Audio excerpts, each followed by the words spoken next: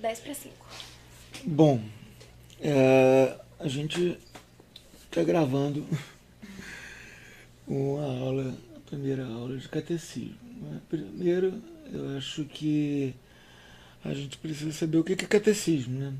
Porque é uma palavra que tem vários sentidos. Um desses sentidos é um livro chamado Catecismo. A gente tem, por exemplo, o Catecismo da Igreja Católica. Agora a gente tem também, por exemplo, o Catecismo Romano, que é outro livro. E tem o Catecismo do Papa Pio X. E tem um monte de catecismos, porque um catecismo, na verdade, ele é um livro que é feito num determinado momento histórico para ensinar sempre a mesma coisa. Então, se a gente pega o Catecismo Romano, que é do século XVI, ele vai ensinar a mesma coisa que o Catecismo da Igreja Católica, que é do século XX, por exemplo. Aí vocês poderiam dizer, mas por quê? Sim, para quê? Bom, primeiro, porque aparecem problemas diferentes. Né? Esse catecismo da Igreja Católica, que inclusive recomendaria que vocês comprassem, seria legal. Vende na livraria ali do átrio da igreja. Sei. Esse catecismo, ele começa explicando que o homem é capaz de Deus. Quer dizer, que é possível para um homem perceber que Deus existe. Uma coisa que no Brasil é tão evidente, mas tão evidente, mas tão evidente, que assim, chega a ser estranho você falar isso. Você dizer que o homem é capaz de Deus. Você pega uma estrada e vai anotando o que está escrito no para-choque dos caminhões, o que está escrito nas placas das ruas. Né? Você vai ver milhares de menções à divindade. Por quê? Porque o brasileiro sabe que o homem é capaz de Deus. O brasileiro parte desse pressuposto de que o homem é capaz de Deus. Já um europeu do final do século XX, quando isso aqui foi escrito, não. Um europeu de hoje em dia mesmo, você fala religião para ele acha assim uma coisa meio engraçada, uma coisa que você fala religião, ele vai pensar primeiro em Islã. Ele não vai pensar na possibilidade de ele ter uma religião. Ele não vai pensar na possibilidade, menor ainda, do cristianismo que erigiu, levantou aquela civilização toda, se tornar a religião para ele. Então, por causa disso, esse livro teve que começar assim. Porque foi um livro pensado para esse público. O Catecismo da Igreja Católica, que foi feito no pontificado de João Paulo II. Já o Catecismo Romano, ele começa falando de fé. Ele começa falando, quer dizer, na verdade, ele começa falando da importância de haver uma igreja para a transmissão da fé. Por quê? Porque ele foi feito no tempo em que tinha acabado de aparecer o protestantismo. E a gente aqui no Brasil está nesse tempo. Né? O protestantismo apareceu aqui 2 gerações atrás, 3 gerações atrás. Você vai encontrar qualquer protestante que você pegar aí, no máximo do máximo, o trisavô dele era católico. Bisavô católico já é praticamente todos. Um bisavô católico. Avô católico, mais da metade. Ou seja, o protestantismo está aparecendo aqui. Mesmo modo como o protestantismo estava aparecendo na Europa quando foi feito o catecismo romano. Por isso eu prefiro seguir o catecismo romano do que esse catecismo. Apesar de que tudo que tem no catecismo romano tem aqui. A questão é mais uma questão de ênfase. Quer dizer, o catecismo romano ele vai pegar e vai passar mais tempo falando de coisas que para o Brasil interessam mais e menos tempo falando de coisas que na situação brasileira são irrelevantes, como por exemplo, quer dizer, irrelevantes não digo, mas são evidentes, como por exemplo, o homem é capaz de Deus. Mas se a gente fosse pegar só o catecismo romano, vocês tivessem só o catecismo da Igreja Católica na mão, vocês iam pegar mesmo assim e iam dizer, isso tá nessa parte, isso está nessa parte. A coisa só vai estar sendo apresentada em outra ordem. Aqui muitas vezes vai estar num nível de profundidade muito maior, porque o catecismo romano foi feito para os párocos, esse aqui foi feito para os bispos. Então ele vai estar num nível de profundidade um pouco maior. Mas o que vai estar sendo dito é o mesmo. Por quê? Porque é a mesma fé. É a mesma igreja. É uma igreja que transmite uma fé. Esse é o grande ponto, esse é o grande barato. E essa é a grande diferença em relação ao que a gente vê no meio protestante. Você vai andando pela rua, você vê aí igreja do Evangelho Pentagonal, do sétimo dia, dos apóstolos que pegaram fogo, não sei o quê. O cara chega, vai lá, abre uma portinha, bota um alto-falante e ele fundou uma igreja. Já para um católico, vale aquela piada que dizem que aconteceu com Napoleão, né? Que o sujeito teria chegado, Napoleão teria dito, olha, Napoleão, você já conquistou quase que o mundo todo, você já reina, já governa, tinha agora que só fundar uma igreja. Aí Napoleão não teria dito, olha, para fundar uma igreja, você precisa morrer e ressuscitar 3 dias depois. Isso eu não consigo. E essa é a visão católica. Quer dizer, para igreja existe uma. Aí pode vir alguém dizer, mas na Bíblia está lá falando a igreja, as várias igrejas, São Paulo escreve, a igreja de Laodiceia, a igreja da Filadélfia. É uma igreja em vários lugares. A gente se refere a um pedaço de território que é governado por um bispo, uma diocese, a gente diz que é uma igreja particular. Mas ela faz parte da uma única igreja, que é a Igreja Católica. Católico quer dizer justamente isso. Católico quer dizer universal. Católico quer dizer que abrange a todos.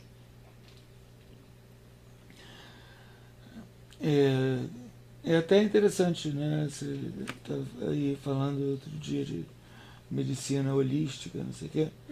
O holístico é o hólico da palavra católico. Que legal! Legal. Cat holos. Todo. A igreja é de toda a gente, de todas as pessoas, de todo mundo. E é por isso que na Igreja Católica você encontra de tudo. Ao passo que numa igreja, entre aspas, numa igreja falsa, que aqui a gente vai se referir como uma seita ou se quiser ser bonzinho, assim, para eles não ficarem zangados com a gente, a gente pode dizer, uma comunidade eclesial, porque é uma comunidade que se reúne em forma de igreja sem ser uma igreja. O que você vai ter em geral vai ser só gente daquele tipo. Por quê? Porque ela é feita para atrair aquele tipo de gente. Então, você, no protestantismo, por exemplo, você não vai encontrar gente rica e gente pobre misturada.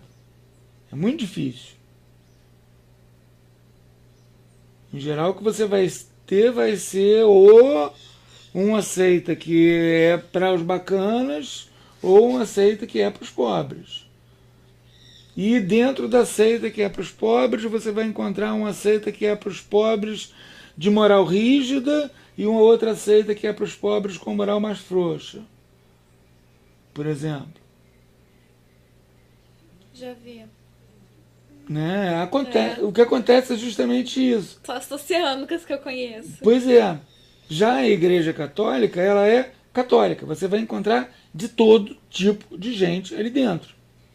Rico, pobre, intelectual, não intelectual, gente que pensa as coisas, pensa, faz tudo racionalmente, tem que estudar loucamente para ter uma resposta, e gente que faz as coisas porque deu vontade, na emoção. Você vai encontrar de tudo, mas tudo dentro de uma igreja só. Porque é uma igreja só. É uma igreja única. É uma igreja que é para todo mundo. A terapia holística é a terapia que pega todas as terapias. A igreja católica é a igreja que pega todas as pessoas. Que legal. Daí esse holos grego. Esse todo. Né? Ela é a igreja que pega todas as pessoas. Ela serve para todas as pessoas. Aí a gente foi muito engraçado, por exemplo, tem um rapaz na cidade, que vocês certamente já viram, que é engraxate, que anda todo meio assim, com a bolsa, com um monte de coisinhas. Ele é católico. Ah, já vi. Então ele está sempre na missa. Ele estava no curso de doutrina social da igreja que eu estava fazendo, junto com umas senhoras todas muito certinhas, que também são católicas. Porque católico é isso, é todo mundo. Você vai encontrar de todo mundo ali dentro. Por quê? Porque a gente sabe que a gente precisa da igreja. E a igreja está ali à disposição da gente. Qual é o único lugar que você vai encontrar a mesma diversidade? Na seção de emergência do hospital. E o que a igreja é? A seção de emergência do hospital. Só que espiritual. Bem legal. É isso que é a igreja. Né? Ela está ali para nos dar socorro. Ela está ali para que a gente consiga sair da roubada, que é ir para o inferno e ir para o céu. Porque o que é uma alma de alguém que pecou? É uma alma que está ferida. É uma alma que está até morta.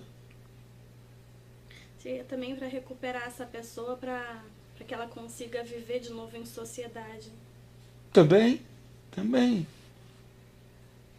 Ou, assim, viver... Isso é um bom ponto, aliás, é um ponto muito interessante. No sentido emocional. Porque a igreja, ela é uma sociedade, mas ela não é uma sociedade no sentido em que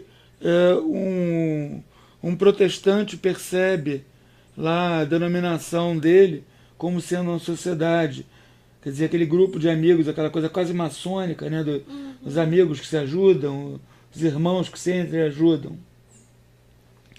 A igreja, ela é uma sociedade gigantesca que inclui os mortos. e que se chama a comunhão dos santos. O que é a comunhão dos santos?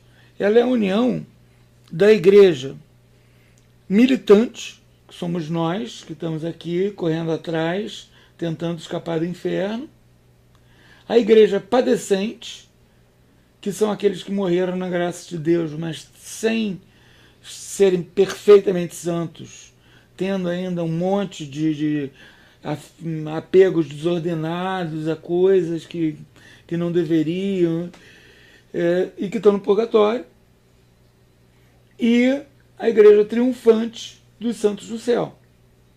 E está todo mundo junto. Está todo mundo se entreajudando, rezando uns pelos outros. É por isso que a gente pode pedir para um santo no céu que peça a Deus por nós. A gente está pedindo para ele rezar por nós. Você pega uma ladainha, né? São Fulano, parece uma chamada de escola, né?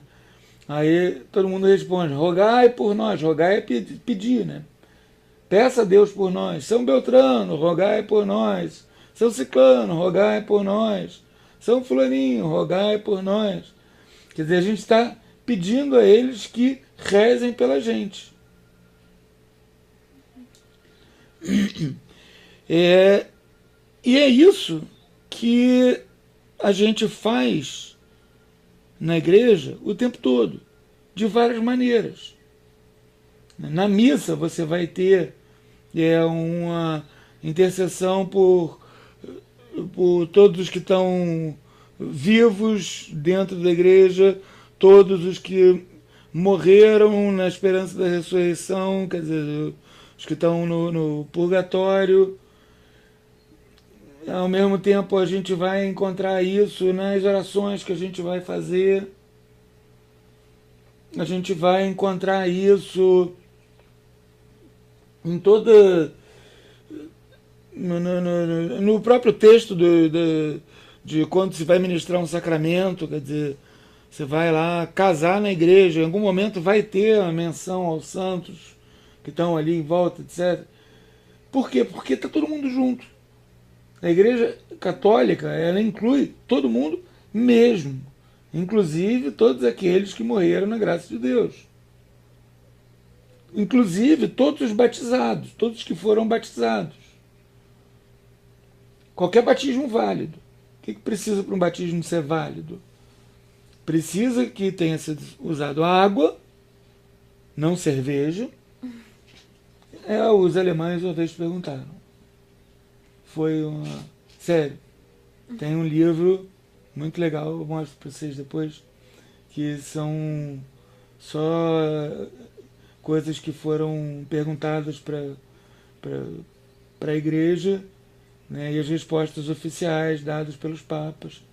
E a igreja na Alemanha mandou uma pergunta se podia batizar com cerveja. Aí a igreja respondeu que não. Então cerveja não pode, tem que ser água. Eu tenho que imaginar, eu tô tentando imaginar as possibilidades de ter apenas cerveja no ambiente. Pois é. A língua que vai ser falada nesse ambiente com cerveja vai ser, com certeza, vai ser alemão, né? É que eu acho que alguma coisa que fermenta já é categorizado como uma coisa impura, né? Não é questão de ser uma coisa impura, é questão de que precisa ser água, porque foi água que São João Batista usou no batismo de Nosso Senhor, que foi quando foi estabelecido o batismo. Entendi. Quer dizer, São João Batista, ele jogava água porque o que ele estava fazendo ali era um rito judaico, né? Era mikvah. É um rito de imersão. Você mergulha a pessoa na água corrente para limpá-la dos pecados. Só que Nosso Senhor não tem pecado muito, pelo contrário. Ele é o justo. Então, quando ele passou por isso, o que ele fez foi reverter a polaridade do negócio, por assim dizer. Fazer com que aquela água pudesse ganhar poderes que São João Batista não tinha como dar. Tanto que você encontra mais tarde na Bíblia nos Atos dos Apóstolos, gente que recebeu apenas o batismo de São João, aí foi batizado de novo. Por quê? Porque aquele batismo de São João, ele era só uma imersão. Já o que Nosso Senhor fez foi fazer com que o batismo com água, usando a fórmula trinitária, eu te batizo em nome do Pai, do Filho e do Espírito Santo, fosse válido. O que quer dizer isso? Isso quer dizer que se você chega numa portinha de garagem dessas, que está lá o cara, leu a Bíblia, não entendeu nada, saiu falando um monte de abobrinha, mas chega alguém lá que nunca foi batizado, e ele pega a água, derrama 3 vezes na cabeça do cara, ou mergulha o cara 3 vezes na água e diz, eu te batizo em nome do Pai, do Filho e do Espírito Santo. Ele acabou de fazer esse cara virar católico. Porque é assim que a gente entra na igreja. O batismo é o sacramento pelo qual a gente entra na igreja. Legal. Né? E é uma igreja só. Quer dizer, esse cara se tornou católico naquele momento.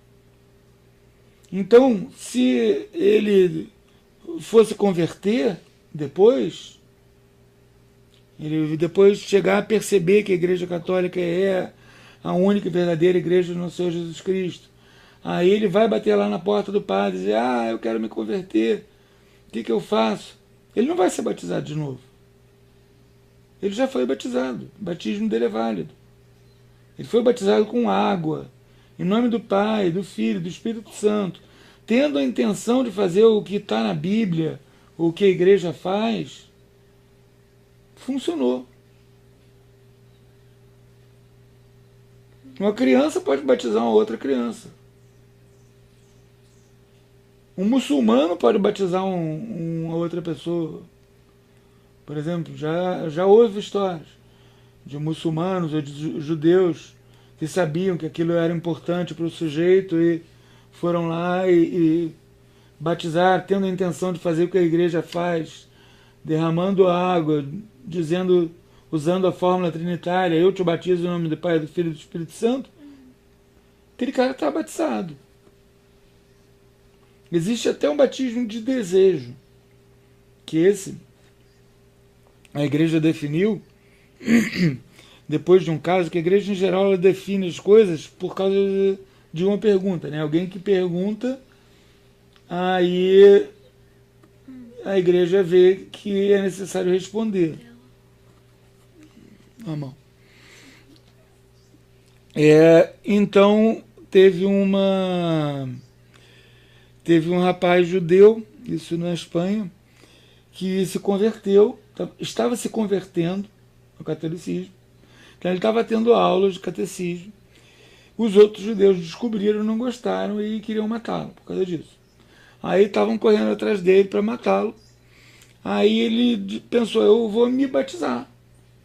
É o único jeito para eu morrer católico. Aí ele se tacou dentro de uma fonte e jogou água na própria cabeça, dizendo, eu me batizo em nome do Pai, do Filho e do Espírito Santo. Pensando que estava se batizando. Aí os caras alcançaram ele e mataram. Aí foi para Roma, pergunta, esse batismo dele, de jogar água na própria cabeça, é válido? Não. Não. Mas ele morreu católico porque o desejo dele de ser batizado era evidente. E ele não foi batizado porque ele não conseguiu. Se tivesse como ele pegar e dizer para as pessoas, espera aí um minutinho que eu vou ali na paróquia para ser batizado pelo padre, ele teria feito isso, evidentemente. Mas ele estava lá sendo perseguido, queriam matá-lo. Então ele demonstrou o desejo dele de ser batizado. É o batismo de desejo.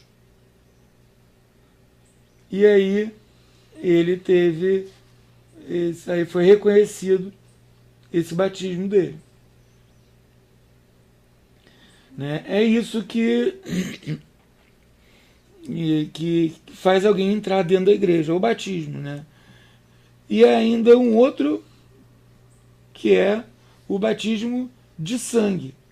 Quer dizer, ele não precisava nem ter manifestado esse batismo de desejo, porque também aquele sujeito que é morto por alguém que queria matar nele o Cristo, quer dizer, hoje em dia, por exemplo, um muçulmano desses do ISIS, que corta o pescoço das pessoas, né? Teve um caso que eles pegaram, eu acho que 11 trabalhadores. Um era macumbeiro, animista, né, de uma religião africana qualquer lá, de adorar orixás e coisas assim. E os outros eram cristãos, os outros 10 eram cristãos coptas. Aí eles disseram, nós vamos degolar os cristãos todos. E aí esse rapaz disse, então me degolem também, porque eu tô com eles. E aí degolaram o rapaz. Esse rapaz foi morto porque estavam matando cristãos. E então ele... Não, aliás, ele era muçulmano até. Ele era muçulmano, mas ele disse, não, eu tô junto com os cristãos nessa, não acredito nisso que vocês estão fazendo, não. Estou junto com os cristãos e a fortaleza de fé dos cristãos me fez querer estar do lado deles nesse momento, ser martirizado com eles. E o cara foi martirizado e, se eu não me engano, eles vão entrar no calendário dos santos. Muito legal, né? Porque o martírio ainda tem essa vantagem, né? Todos os mártires viram santos? Todos? Isso. Por isso tem tanto santo na igreja católica. Tem muito santo. Tem muito santo. Você não tem ideia de quantos santos. É como se eles estivessem numa posição privilegiada, mais perto de Deus. Eles estão no céu, basicamente. Santo é todo mundo que está no céu. Agora, existe santo canonizado. Cânon quer dizer lista. Ou seja, existem santos que estão na lista dos santos. Mas como que pessoas sabem quem está no céu e quem não está no céu? E isso é um processo bastante interessante. O que se faz... bom, primeiro você tem uma pesquisa, né, assim, detetivesca mesmo. O padre Bruno, aqui, o pároco de São Lourenço, ele é o cara que é o detetive a favor no caso da tentativa do processo de beatificação, que é o que vem antes da canonização, de beatificação de um antigo bispo aqui da diocese, Dom Otto. Talvez seja um dia declarado santo. Mas você tem o advogado do diabo, que é o cara que fica procurando defeitos na vida do cara. E, além disso, precisa que o cara faça um milagre. Quer dizer, o cara consiga de Deus um milagre. Né? Tem que pedir... Um milagre é uma coisa que não poderia acontecer naturalmente. Não poderia. Para ser santo tem que fazer milagre. Tem que fazer 2, na verdade. Porque o primeiro para beatificação, o segundo para canonização.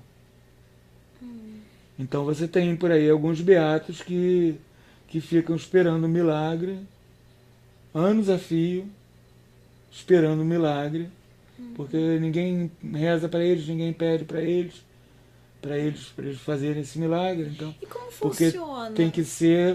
tem que ser uma coisa que foi pedida só para ele.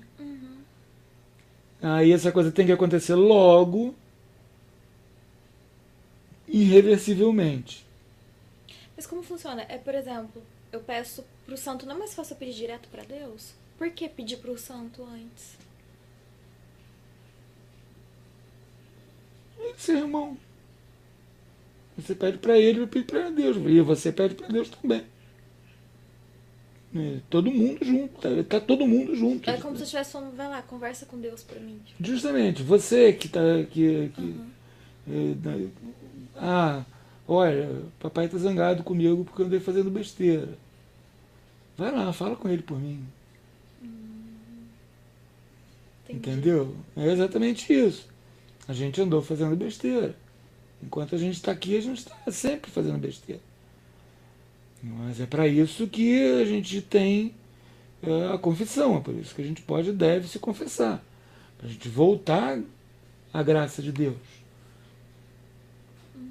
Para a gente voltar, de uma certa maneira, a ser santo. Só que você acabou de se confessar, você está na graça de Deus.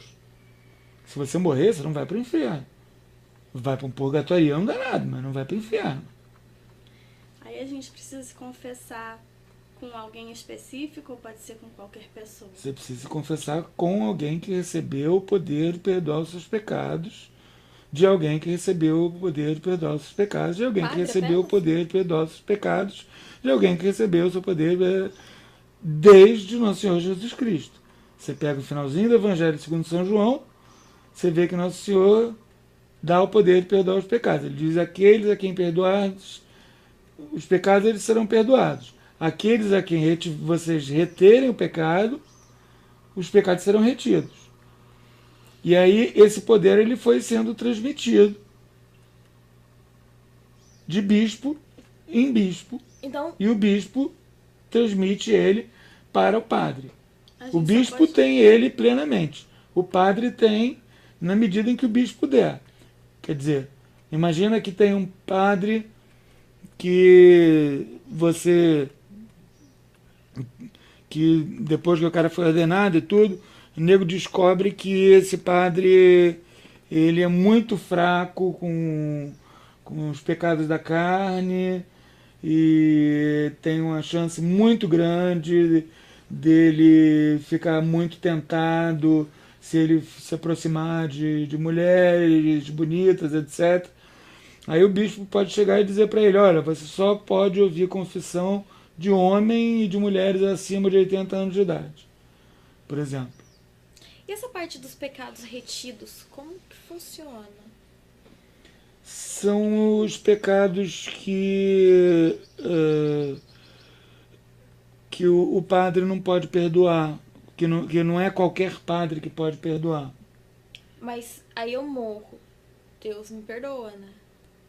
Assim, eu não preciso do perdão do padre. Eu preciso. Precisa. Porque não é o perdão do padre. O perdão do padre é o perdão de Nosso Senhor Jesus Cristo, que é dado através do padre. Não ficou muito claro assim pra mim, pra quem que eu preciso me confessar. É sempre pra um padre da Sempre pra um igreja padre. ou pode ser pra um, por exemplo, pra uma santa? Não, sempre para um padre. Não interessa a santidade do padre. Porque o padre, nesse momento, ele é um instrumento. Pecados recentes ou. Todos os pecados. Nossa. Agora, se você não se lembra mais, Você tá sendo filmado. se você não, se você não se lembra mais, digamos, imagina, você chega agora e diz: ah, eu vou me confessar. Você tem duas opções. Uma, você chegar e dizer para o padre: ó, padre, eu quero fazer uma confissão completa. Tem como a gente pegar e marcar um dia para eu chegar aqui cedo e ficar até a hora que precisar, eu voltar no dia seguinte se for o caso, etc. Foi o que eu fiz. Ou você pode dizer: padre, eu preciso me confessar, mas eu nunca me confessei, então eu vou confessar, eu peço sua autorização para eu confessar só os pecados mais recentes, ou que me perturbam mais, ou que me doem mais, e eu ir depois confessando os outros. Todos eles vão ser perdoados na hora que você confessar, E os que eu esquecer? mesmo os que você esquecer. Todos eles vão ser perdoados. Pode Na hora que generalizar, você por confessar. exemplo, sei lá, eu sou uma pessoa egoísta, por exemplo, aí já foi perdoado todos os atos de egoísmo, tem que falar, olha, tal dia eu fiz isso, fui egoísta. O certo é você dizer: tal dia eu fiz isso, foi egoísta. Mas você pode dizer: eu fui egoísta muitas vezes, tantas vezes que eu não sei contar. Mas vai. Isso é melhor assim. Em muitos casos é. É. Mas o importante é que você... a confissão, isso a gente vai ver bem mais tarde, quando a gente for tratar desse sacramento. Mas a confissão é um tribunal. E você está ali se acusando. Né? Então, é a mesma coisa que pode acontecer num tribunal. Esse cara é um assassino, ele mata uma pessoa por semana. Ou esse cara é um assassino, ele matou tal pessoa. Ou esse cara é um assassino, ele matou essa lista enorme aqui de pessoas. Entendeu? O importante é você receber... o importante é você confessar os seus pecados. Não é confessar que você é pecadora. Que você é pecadora, todo mundo sabe. Todo mundo é pecador. O padre é pecador. O padre se confessa. O Papa se confessa. Uma vez por semana o Papa se confessa, no mínimo. Gente, que tipo de pecado um Papa pode cometer? Ai, que susto! Vai pra fora! Fora! Fora! Bicho louco. Ela é linda. E ela é, mas é completamente louca. Vai pra fora. Que bicho imundo. Ela gostou de você. Pronto. Bicho Passou. louco. Sem brincar de morder que tá grande. Desculpa. Mas qual era a pergunta que você estava fazendo? Que tipo de pecado o Papa pode cometer? Muitos. Ele tem uma pessoa que tem que está numa posição em que ele tem uma quantidade enorme de poder. Ele pode cometer injustiças tremendas. Ele pode botar... Vai pra fora, animalzinho. Ele pode botar... Ele pode pegar, por exemplo... Agora mesmo. Teve um caso de uma pessoa que foi abusada sexualmente no Chile. Foi abusada sexualmente e por um padre. Essa pessoa se queixou ao bispo, o bispo não acreditou. E o Papa foi se inteirar sobre o caso e ele concordou com o bispo. E aí ele chegou para essa pessoa e disse: desculpa, mas eu tô achando que você está aí fazendo besteira, que você está tentando ganhar dinheiro, tentando arrancar dinheiro da igreja, que isso é golpe. E depois ele descobriu que era verdade. Ele foi até o Chile pedir perdão para essa pessoa. Todos os bispos do Chile juntos pediram demissão. Olha. Pelo menos a demissão do bispo primeiro lá do caso, do bispo, que era o bispo do padre. Mas era alguma O Papa regra aceitou. ou eles fizeram isso por ética? Fizeram isso por ética. Bom, Pelo menos a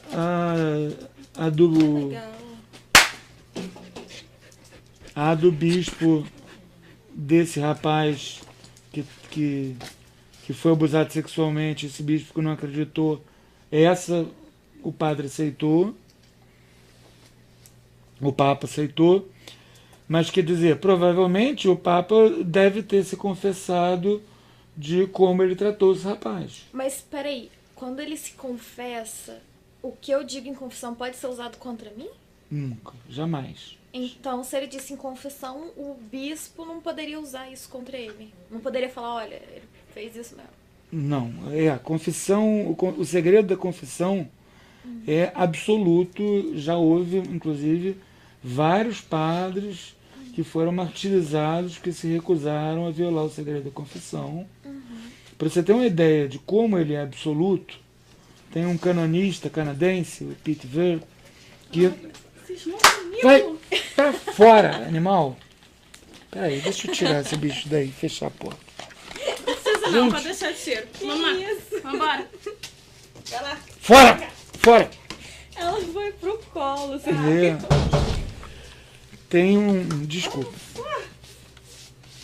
Tem um canonista canadense chamado Pete Ver que inventou uma historinha que eu acho perfeita para explicar o que é o nível de segredo, que é o segredo da confissão. É o seguinte, ele disse, imagina que você é amigo do padre, aí o padre te convida para jantar. Aí você diz, beleza, vamos lá, vou jantar na sua casa. Vou até levar um vinho. Aí você sai dali, mata a mãe do padre, esconde o cadáver da mãe do padre no porta-malas do carro do padre e chega para o jantar e diz, será que dava para o senhor ouvir minha confissão antes? Aí o padre diz, claro, poxa, sem problema. Aí você se confessa, padre, olha, eu matei a sua mãe, eu escondi o cadáver dela no porta-malas do seu carro. O padre não pode nem te desconvidar para jantar, nem te tratar mal durante o jantar, nem deixar de beber do vinho que você levou, nem sequer abrir o porta-malas do carro sem ter uma outra razão para isso. Como não? Por causa do segredo da confissão. Mas é só o padre que sabe. É, só Então, o padre que sabe. Ele pode ir lá conferir se ela tá na mala. Vai ficar só ele Não, pra saber? ele não pode agir em função do que ele escutou em Mesmo essa confissão. pessoa não sendo apta ou funcional da cabeça, Como assim? mostrando uma psicopatia. Mesmo essa pessoa sendo o pior psicopata do mundo. Ele não pode, o padre não pode sequer agir em função do que ele ouviu. Mesmo que seja verdade? Bom, ninguém vai confessar mentira, né? Não sei que seja mais louco ainda, né? Caramba. Cara, confessa normalmente vai ser verdade.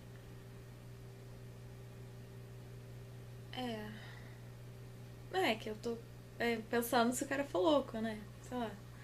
Não é, realmente. Caramba, muito difícil ser padre. É muito difícil. Um padre não, assim, o máximo que ele pode falar é falar coisas assim, tipo, sei lá, em confissões de mocinhas com menos de 20 anos é comum que elas digam tal coisa. Assim, mas ele pegar e falar sobre o que fulano se confessou, ou usar aquilo para jogar na bolsa de valores, não pode. Não pode, de jeito nenhum. Ele não pode agir em função do que ele ouviu na confissão, não pode falar, não pode contar nada, não pode, assim, nada disso. Não pode avisar os outros de que essa pessoa é perigosa. Nossa, Não. que horror. Pois é muito difícil. Perigo. Complicado. É. Perigo. Né? Porque a função dele é essa, entendeu? A função dele é essa. Se um cara confessa, olha, dizem confissão mesmo, confessa de verdade. Eu tô com vontade de te matar. Ele não pode por se proteger assim? Nada? Não. Tem que esperar acontecer. Então, olha, eu vou te matar tal dia, tal hora. Não pode fazer nada? Não. Caramba. É complicado o negócio. Tem que ser muito macho pra ser padre. Acho que eu não teria essa coragem, não. Tem a brincadeira, dizendo que mulher não pode ser padre porque não ia aguentar segurar o segredo da confissão, né? Ai, sabe, faz fulana! Eu ia Adivinha o que eu Olha, mas vi. eu conheço uns homens que são mais fofoqueiros que as mulheres. É verdade, também conheço. Muitos, aliás, né? Nossa, bastante. Acho que isso não tem gênero. Ah, não, mas eu ia ficar louca pra contar, gente. Eu ia falar, gente, vocês não sabem o que esse cara fez. Não contaria, nunca, jamais. Mas Meu, é ficar com a língua o que coçando. acaba Bom saber, o que né? os padres acabam fazendo é se treinar para esquecer. Para eles mesmos Ah, isso é ótimo. não guardarem. Não, mas existe uma grande diferença entre ter vontade e realizar a E geralmente vontade, a né? gente se confessa uma com a outra, né? Ah, não, mas você é mais linguarudo que eu. Eu guardo segredo. Desde quando? Verdade. Bom, Ela conta tudo. Mentira. gente, confissão é outra coisa. E ontem lá no treino, Ah, né? você não Sim. pediu segredo. Ah, não. Confissão é outra coisa. Confissão é outra coisa. Confissão, você está se apresentando diante do tribunal em que o padre está agindo na pessoa de Cristo. Você está se acusando e o próprio Cristo está te absolvendo. Só depois do batismo que eu posso me confessar? É, só pessoas batizadas. Por quê? Porque o batismo, na verdade, Peraí, ele... batismo daquele de bebê, porque quando É. eu era bebê eu fui batizada. Isso. Então aquele já tá valendo, eu posso me batizar amanhã. Se confessar, pode. Sim. Você pode se confessar amanhã, pode se confessar Não, hoje. batizar, Né? você já foi batizado. É, você já foi batizado. Ah, eu tô confundindo batismo com crisma. É, não. Não preciso crismar. Não, preciso... não. Tá, entendi.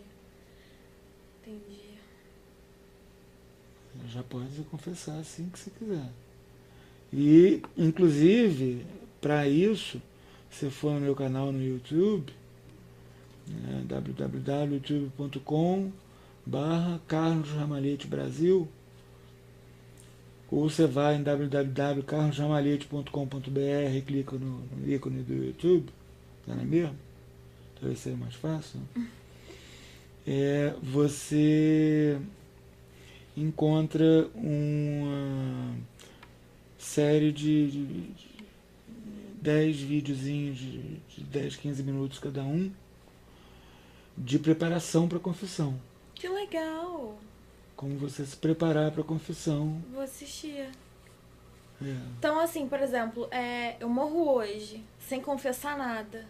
Eu vou bem pesada, então, digamos assim, pro purgatório, ou já vou direto pro inferno? Como que acontece? Se você não se confessou, você cometeu pecados mortais aos montes, provavelmente, para onde é que você vai? Quais são os Pro pecados inferno. mortais? Isso que eu ia perguntar. São os pecados que você comete deliberadamente, conscientemente, em matéria grave. Matéria grave é que exatamente? É coisas que têm importância. Assassinato, coisas assim. Assassinato, fornicação, roubo, furto. Agora, em você pegar, sei lá, um negócio...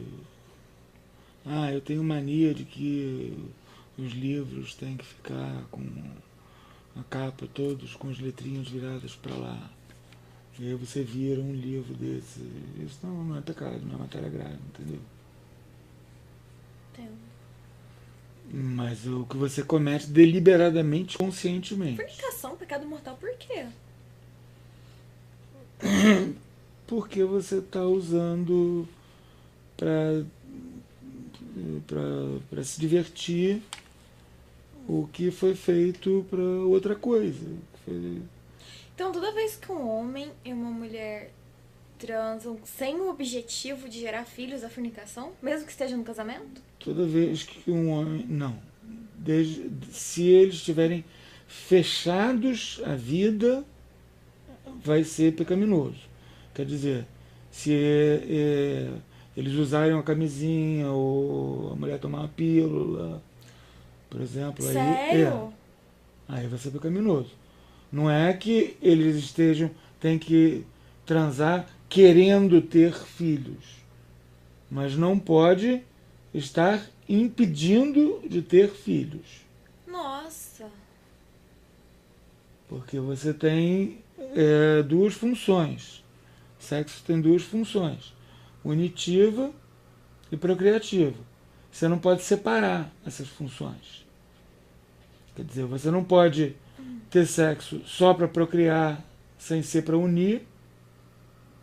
E Você só não pra pode unir, ter sem só procriar. para unir sem ser pra procriar. Então, se eu tô casada, tô lá com meu marido, só com ele, Isso. e eu uso camisinha ou tomo pílula, eu tô fornicando. Você não está fornicando, você está cometendo pecado mortal. Ah, tá, tô cometendo pecado mortal. Então, É. isso poderia me levar pro inferno, mesmo que eu fosse boa em todo o resto. Poderia. Nossa. Se você sabe do que você está fazendo, você tem plena consciência daquilo. Então, eu teria que me confessar, assim, com muita frequência? Você não se pode. Para você confessar, você tem que ter. Você tem que ter o. Pelo menos a intenção de não fazer mais aquela coisa. E um grau mínimo de arrependimento. Que seja porque você tem medo de ir para o inferno. Não, mas e se a pessoa não tiver o objetivo de parar, mas se estiver pensando, nossa, eu tô fazendo uma coisa errada, isso não é legal, se sentir mal por isso, tá um pouquinho arrependido, mas Mas ela não tem o objetivo de parar, por que ela não tem como confessar? entendo. Né? Quem é que vai se apresentar no tribunal dizendo eu vou matar? Entendeu? É. A confissão serve justamente para te botar num caminho para você ir melhorando, para você ir se livrando do que tem ali dentro de você que não é você. Porque, na verdade, o mal, ele não existe, ele não é uma coisa. O mal é uma ausência. O mal é uma ausência de bem. Como a escuridão é uma ausência de luz. O frio é uma ausência de calor. Então, o que você procura na vida religiosa é você ser plenamente você. O pecado é você pecar, é você tirar um pedaço de você. É você tentar no lugar de você. Imagina uma pessoa que tenha buracos. Aí num buraco desses, você tentar tampar ele com alguma coisa.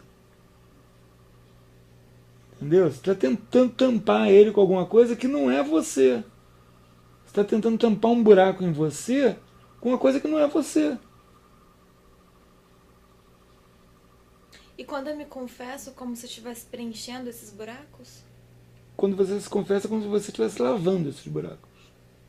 Mas o buraco vai continuar aberto. Vai. E aí você vai fazer oração, penitência, caridade. E com oração, penitência, caridade, você vai conseguir, aos poucos, E fechando. ir fechando, ir enchendo. E se tornando cada vez mais você. Entendo. Porque você se tornar melhor, é você se tornar uma Lara melhor. Entendeu? Entendi. Então, a confissão, ela é importante para você poder começar esse caminho. Mas você pode voltar nela. Você recaiu, volta nela.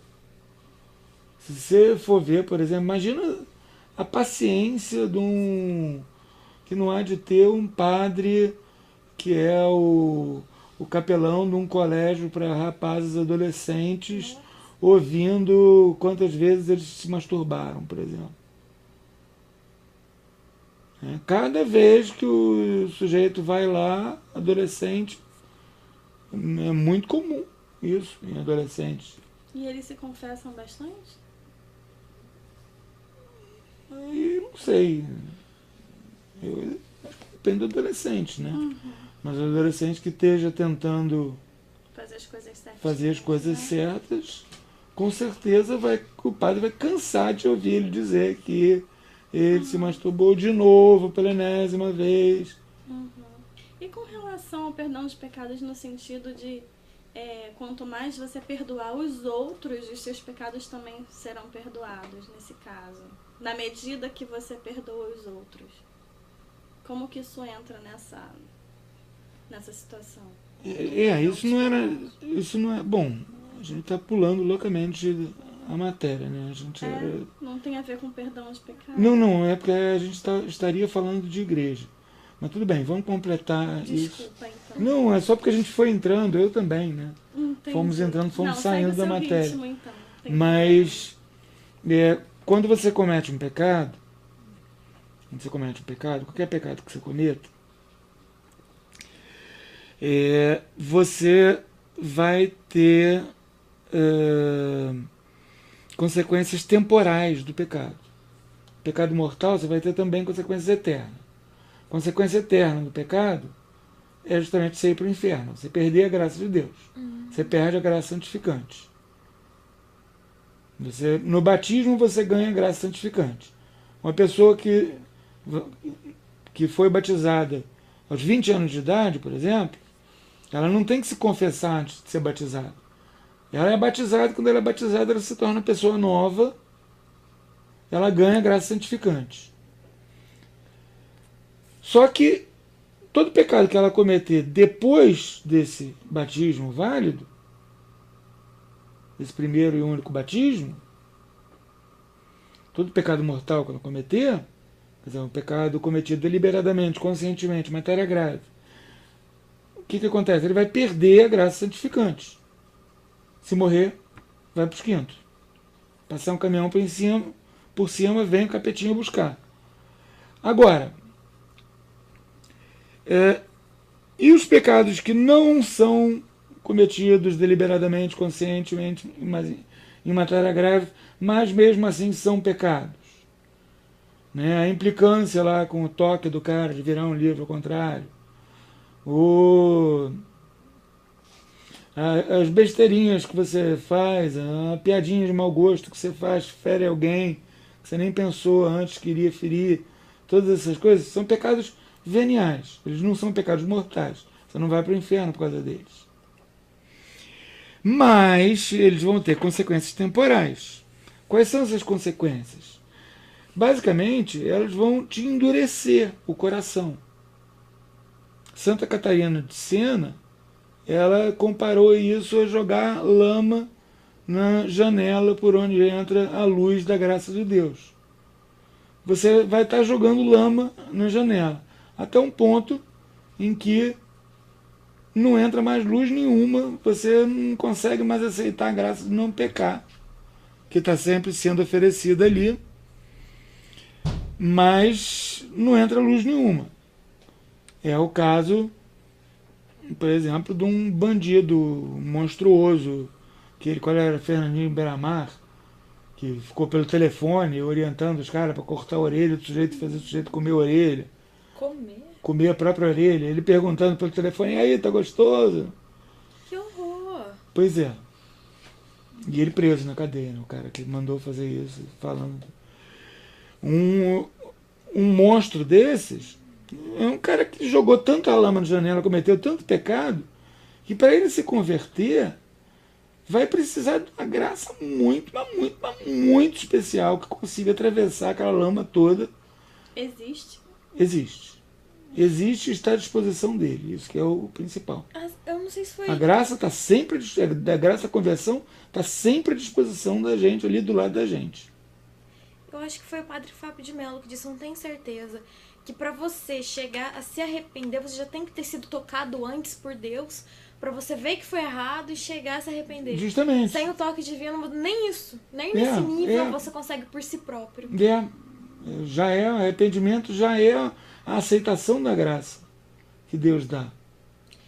Mas assim, existe a possibilidade de Deus não tocar ninguém, a pessoa não se arrepender nunca? Existe a possibilidade da pessoa não aceitar nunca a graça. Existe. Ah, sim, mas Deus sempre toca. Deus sempre manda. Posso fazer uma pergunta mais profunda? Tem pessoas que dizem, por exemplo, que venderam a alma. Essas pessoas que disseram que venderam a alma, elas também têm essa possibilidade de recuperar a graça de Deus? Tem.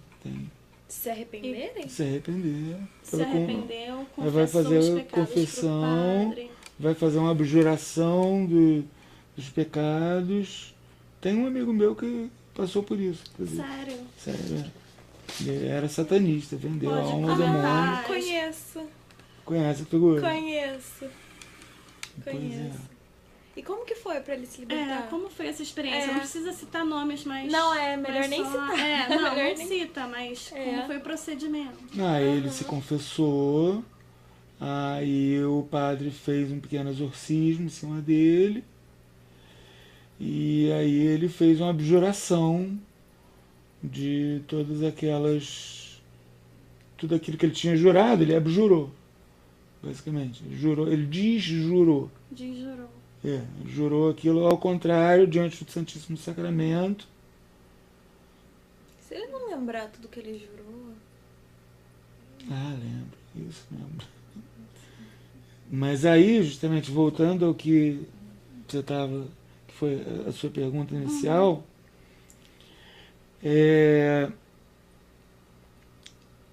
a gente não perdoar as pessoas é uma coisa que vem da consequência temporal dos nossos pecados, e como é um pecado venial também por si, em si, Então, muitas não perdoar vezes, é um pecado? muitas vezes não perdoar podendo. Como que não se pode? Por exemplo, alguém que matou minha mãe, aí eu não posso perdoar, ou não? Você pode, vai ser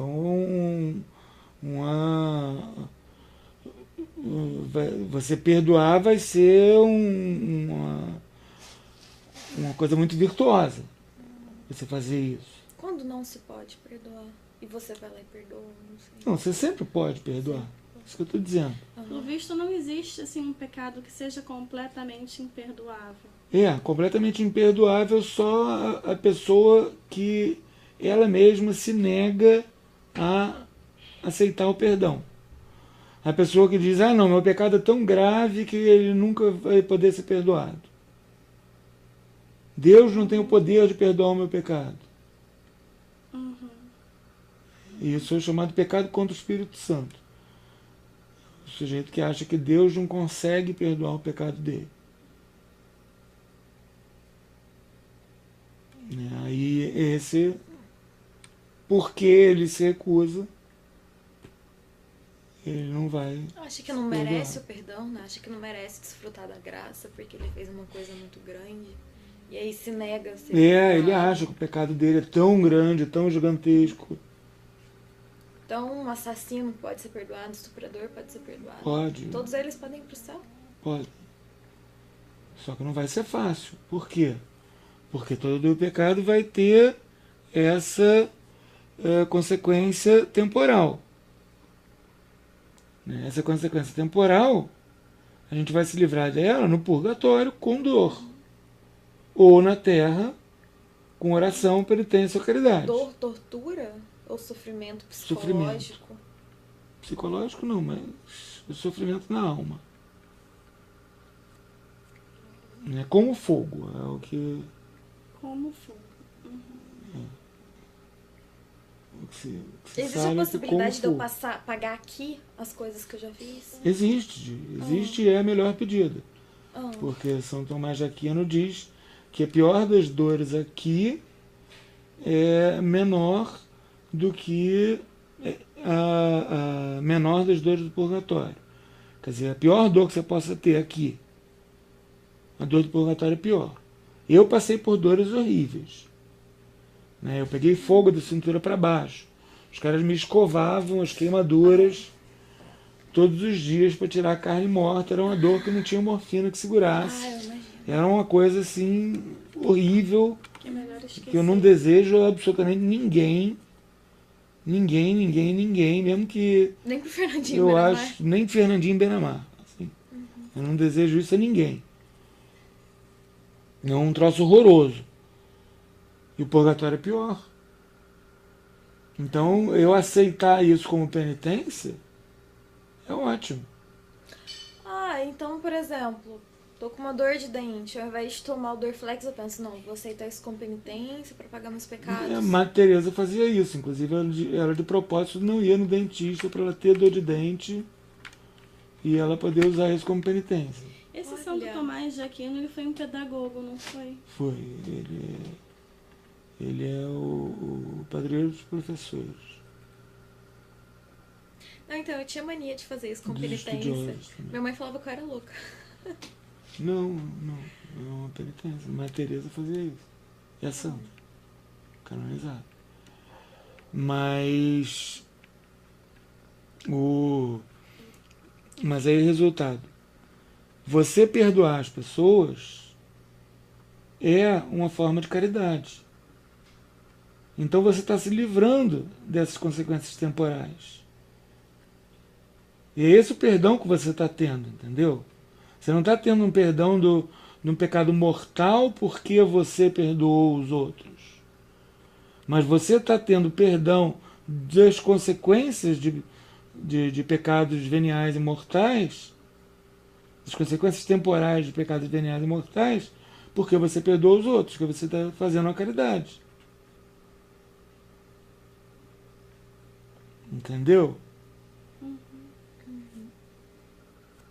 Que eu falei de maneira confusa agora há pouco, melhor desconfundir, né, que a gente perdoar uma pessoa, ela sempre é uma caridade, ela sempre é uma coisa que vai além.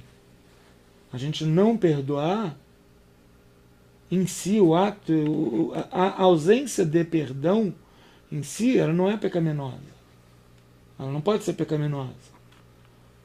Pode ser pecaminoso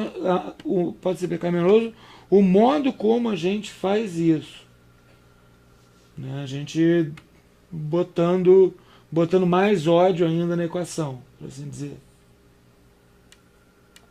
Mas a gente perdoar é sempre um ato de caridade. A pessoa fez uma coisa errada, mas eu perdoo essa coisa errada. É um ato de caridade. É sempre um ato de caridade.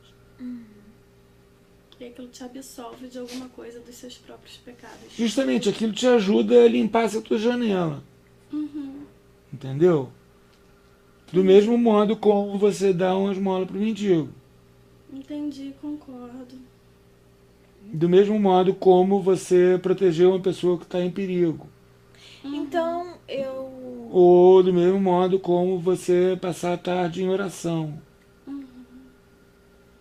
eu não dar esmola porque eu acho que o cara podia estar trabalhando, eu tô pecando? Não, mas você está sendo boba. Porque o fato de que o cara poder estar trabalhando bom, assim, para começar, Nosso Senhor, ele disse, né, que quando vem alguém pedindo esmola, é ele. É ele disfarçado que está vindo pedir esmola. Então, eu, por questão de princípio, eu sempre dou. Lá em casa, em Petrópolis, a gente morava numa casa na beira da rua. Aí a frente da casa era de grade. Sempre parava mendigo lá e pedia comida. Por quê? Porque eu sabia que eu ia dar. Aí eu chegava, se tinha o meu escritório ficava como aqui, assim. Só que imagina que bem ali onde tem aquela palmeira fosse a grade para a rua. Né? Aí, e aqui no lugar de ser uma janela fosse uma porta, então eu via tudo. Né? Aí chegava alguém lá e pedia um prato de comida. Chegava para as crianças e dizia, vai lá para sua mãe e diz que Nosso Senhor está na porta pedindo um prato de comida.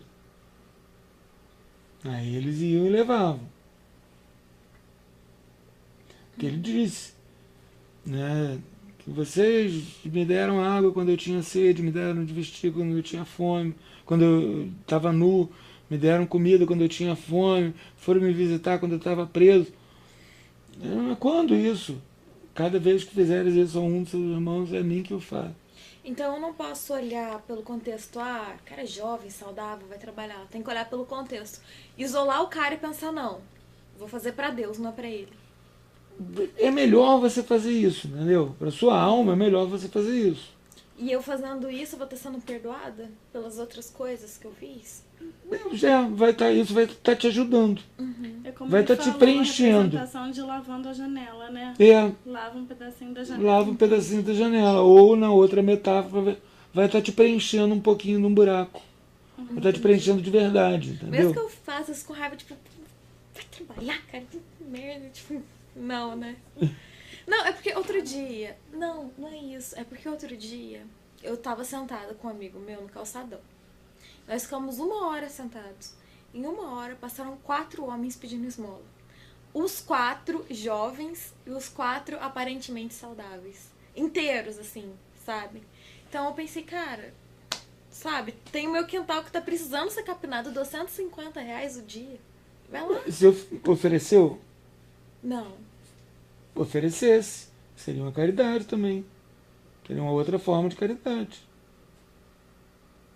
Se eu oferecer e o cara não quiser, aí eu tô livre, né? Você já ofereceu. É. Você tem trabalho para dar? Pô, ótimo. Agora, se o cara tá aí, tá procurando, não tem, não arruma um trabalho para aquele que tava lá, que nos incomodou, lá te incomodou, né? Eu dei dinheiro pro sujeito. Mas o sujeito tava lá e chateando, dizendo que ele não arrumava um trabalho para fazer. Se eu tivesse um trabalho para ele fazer, eu dizia, eu tenho um trabalho para você fazer. Toma, vai lá e faz. Pronto. Resolvia. Então, no caso, tem que ter menos preconceito e um coração melhor. Parar de olhar. Tipo, às vezes ele realmente podia estar trabalhando, mas não conseguiu nada. Não é porque ele...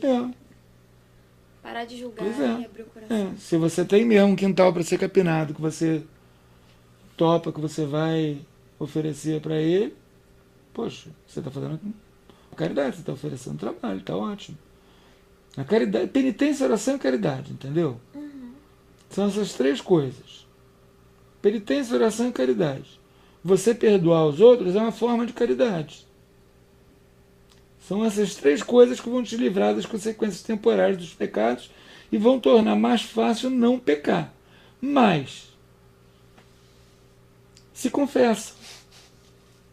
Se confessa, porque você se confessando, você já está se livrando do problema maior, que é ir para o inferno.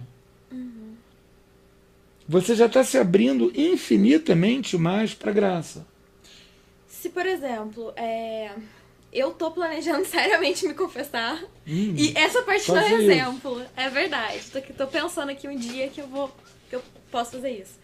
Mas aí, o exemplo é, eu saio daqui, no caminho morro, né, acidente, sei lá, acontece alguma coisa. O desejo verdadeiro, sincero de me confessar, já me absolve em alguma coisa? No caso como esse acidente, sim. É exatamente o mesmo caso do rapaz lá que tentou se batizar. Então só o meu desejo sincero me ajuda. Que bom, tô mais leve agora. Tava com medo de não conseguir me confessar. Agora se por outro lado você ficar contando com isso para você passar os próximos 3 anos vendo TV no lugar de se confessar. Não, amanhã a igreja abre, eu posso ligar, agendar amanhã. Ver como é que faz lá. Sério, não tô brincando não. Faz tô isso. Tô pensando em fazer isso amanhã mesmo. E assiste os vídeos sobre como se confessar. Mas vocês entenderam então por que tem que ser uma igreja só? Sim. Vocês assim vão estar voltando à plena comunhão com a igreja. Eu acho que uma coisa que fica muito na minha mente, que eu acho que fica na mente da maioria das pessoas, é que vê um padre fazendo uma coisa e pensar, a igreja não presta. Mas eu acho que as pessoas esquecem de separar, que aquele é um homem antes de ser padre. Isso é uma coisa, a gente já tinha falado a coisa da confissão, né, do padre ser um pecador. Todo mundo é um pecador. Nosso Senhor escolheu uma dúzia de pecadores. O cara que ele escolheu para ser o chefe deles Era o mais pecador de todos, né? é o único deles que o negou 3 vezes, enquanto ele estava pendurado na cruz. São Pedro negou 3 vezes. E mesmo assim, Nosso Senhor depois chegou para ele e fez ele dizer 3 vezes: eu te amo. E entregou para ele as chaves do reino dos céus. Incrível. Eu assisti É isso, né? Nosso Senhor escolheu gente como a gente, exatamente. Eu fui seminarista, poderia ter acabado sendo padre. Escolheu gente, fazer as coisas através de gente, usar as pessoas para isso. O que não se pode é achar o contrário. Achar que o cara é santo porque ele é padre. Pelo contrário. Porque ele é padre, ele é muito mais tentado do que eu ou vocês. Ele sofre tentações muito maiores do que eu ou vocês. O demônio, para o demônio, ele é um troféu muito maior do que qualquer um de nós. Muito mais gostoso de atentar. Pois é. Então, assim, um padre, a gente deve esperar de um padre que ele seja uma pessoa mais tentada do que os outros. Logo, A chance dele fazer uma merda. a chance dele fazer uma besteira é sempre grande. Mas, por outro lado, ele recebe uma graça de Deus excepcional e, excepcionalmente, para ele fazer aquilo, para ele cumprir aquele dever dele. Ele tem graças de Estado. Graças porque ele é padre. Isso que eu ia perguntar. É indulgência o nome, né? Indulgência plenar? Não, isso é outra coisa. É? A indulgência é só quando... Bom, vocês já sabem já quase que a coisa toda. Já pegamos essa matéria lá, quase que ela toda. Não, mas você vai ensinar essa matéria pra gente. Não, indulgência basicamente é quando a igreja diz você fazer alguma coisa. A gente agora fosse rezar um terço em conjunto, por exemplo. Se rezar um terço em comunidade, tem indulgência. O que é indulgência? É que, além do pouquinho que a gente ia limpar da nossa janela, lá da lama na janela, rezando o terço, a igreja vai lá e limpa um pouquinho junto. Ela usa um pouco do tesouro de méritos dela, né? Porque será que Madre Teresa precisava mesmo daquelas dores de dente, com tudo que ela já fazia? Né? Então ela pega um pouquinho daquele tesouro de méritos dela e vitamina, que nem o todinho vitaminado, né? Ela vitamina uma oração, um ato que se faça de caridade, uma coisa assim. Então, no caso, por exemplo, no dia de finados, tem uma indulgência que você pode aplicar só a um falecido, né? Que aí você ajuda a tirar o cara do purgatório. Porque é justamente essa lama que a gente tira no purgatório. Então né? eu aqui, se eu orar pelas pessoas do purgatório, eu tô ajudando? Você está ajudando. Entendi. E se você fizer uma penitência, entregar essa penitência para as almas do purgatório, está ajudando mais ainda. Somos todos irmãos, é comunhão dos santos, está todo mundo junto. Católico é isso. Entendi. A ideia é muito legal, É muito legal. A ideia é muito boa. E aí Deus, Nosso Senhor, escolheu usar pessoas. Então você tem, isso a gente vai ver com mais vagar depois, mas você tem um monte de coisas, por assim dizer, você tem um caminho que o cara tem que seguir. O padre, ele tem que dizer aquela palavra, ele tem que fazer tal e tal coisa, para que Nosso Senhor possa agir através dele. Ele não pode pegar e inventar um jeito de absorver as pessoas da cabeça dele. Entendeu? Porque não é ele, é Nosso Senhor. Entendi. Então, os sacramentos, todos eles são feitos, eles têm uma matéria, eles têm uma forma, eles têm tudo tem uma maneira, um jeitinho correto para que, através de pessoas, Nosso Senhor possa agir. Isso que é o mais legal, na verdade, quando você para para pensar. Porque o padre, ele é um pecador. E ele vai se confessar com o outro padre.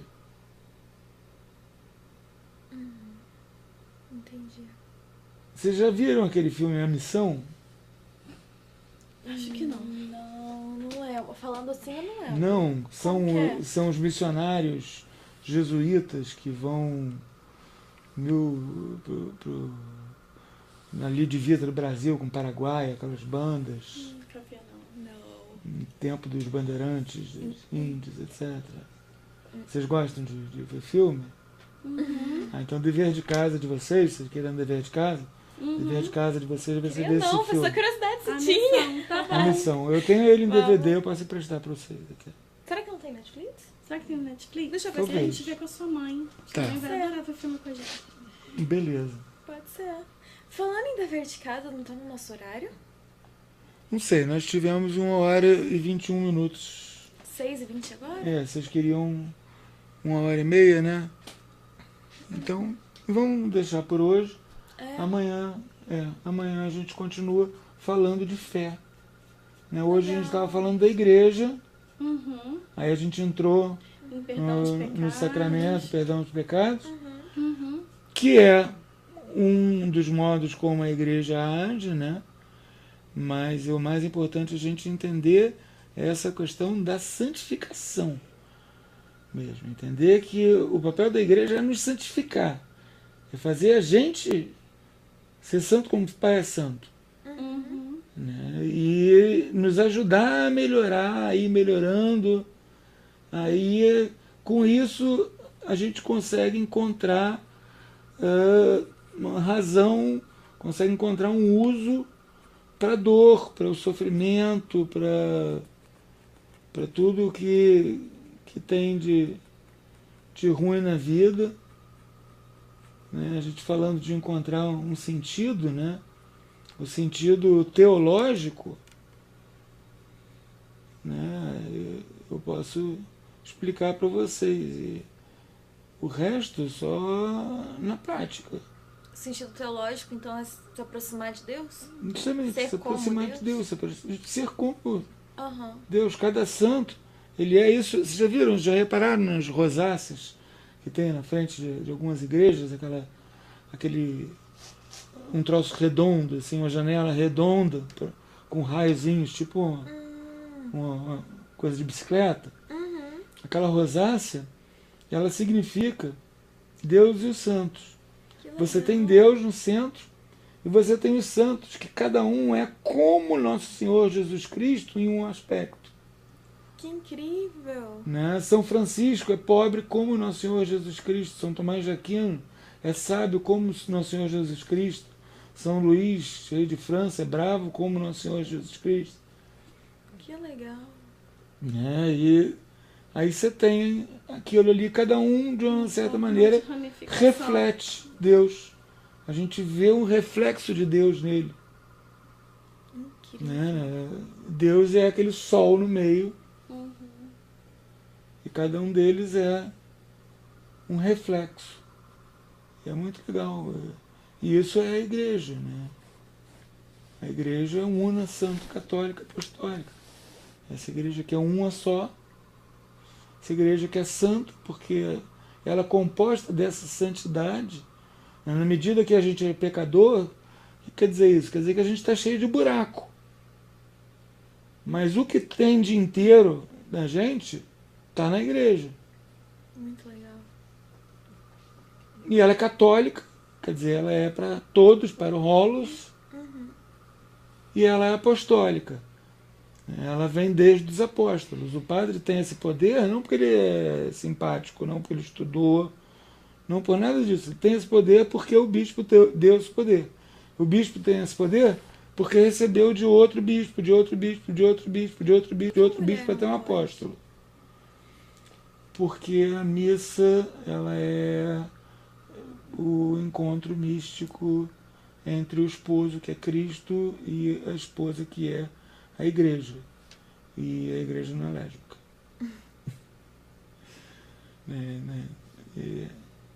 O padre, ele exerce na igreja, ele exerce a função de pai mesmo, a função masculina. E para a mulher, então, é freira. O cargo mais alto da mulher é freira, então? Olha, você tem cargos. Padre não é cargo, padre é um serviço. Né? Você tem cargos administrativos altíssimos na igreja. Já houve pontificados no século XX que a pessoa que estava logo abaixo do Papa em poder na igreja inteira era mulher. Que legal. Mas. E na igreja mesmo, como um todo, você tem a rainha dos céus e da terra, que é a Nossa Senhora. O ser humano mais elevado, mais excelso, fora Nosso Senhor, que é homem e é Deus ao mesmo tempo, mas a pessoa que não é Deus, mais elevado, mais excelso, é uma mulher. Que legal. É Nossa Senhora. Gostei disso. Não dá pra ver direito por causa da luz, mas tá ali. É ela que é a rainha dos céus e da terra. Que legal. É a maior de todos os santos. E nossa mãe. Que anunciou na cruz, disse: eis a vossa mãe. Ele nos entregou ela como mãe. Até arrepiei. Pois é. A igreja, se tem uma coisa que a igreja não pode ser acusada é de machismo. Pelo contrário. Não. Machista que vê como a pessoa mais alta, mais excelso de todos é uma mulher. Machista meio meia boca esse, né? Mas Deus veio em homem. Hã? Isso não é uma frase machista? Não, isso é a Deus realidade. veio no corpo do homem. Isso não é uma forma de... Não, isso é só um gênero. Ele veio. Ele veio como um homem, até porque se ele viesse como mulher, ninguém ia nem ouvir ele, nem prestar atenção naquele momento. Verdade. Devido ao machismo predominante na época em si. Pois é. Não ao fato. Então, digamos que talvez o fato dele ter vindo homem seja justamente para ter voz. Pois é. Ou seja, talvez o gênero seja relevante. Talvez ele poderia ser mulher. Então... Mas ele veio homem e aí ele montou as coisas todas assim. A igreja é mulher. A igreja é a esposa de Cristo. Legal. Então, é até o contrário. Um troço, eles poderiam chegar e dizer: peraí, então, esse monte de homem aí fazendo essas coisas são a esposa de Cristo? Então, é que os meios mais machistas que eu via foram os meios religiosos. Então, no caso, é porque eles realmente não entenderam exatamente a igreja. Provavelmente. E aquela parte que diz que a mulher tem que ser Tem submissa? Olha, quanto a isso, eu acho que o mais simples, e que está tão completamente fora também da matéria, mas é uma dica que vale para outras pessoas, você que está assistindo aí. Tem no meu canal do YouTube, tem um negócio que é só voz. Eu gravei e alguém pegou e transformou num vídeo, sei lá como. e botou lá, mas é só o som. É um podcast sobre feminismo. Que legal. E que aí eu acho que vale a pena, porque pegar essa questão do papel da mulher, etc e tal, etc e tal, acho que vale mais a pena você pegar e ouvir isso, que é 1 hora, eu acho, 1 hora e pouco de duração. Interessante, me Sobre o interessa. assunto. Vou dar uma olhadinha. Tá, mas então, vamos dar, deu 1 hora e meia. Encerramos o assunto? Encerramos já por falamos hoje. sobre pecados, já. Isso, louvado seja nosso Senhor Jesus Cristo.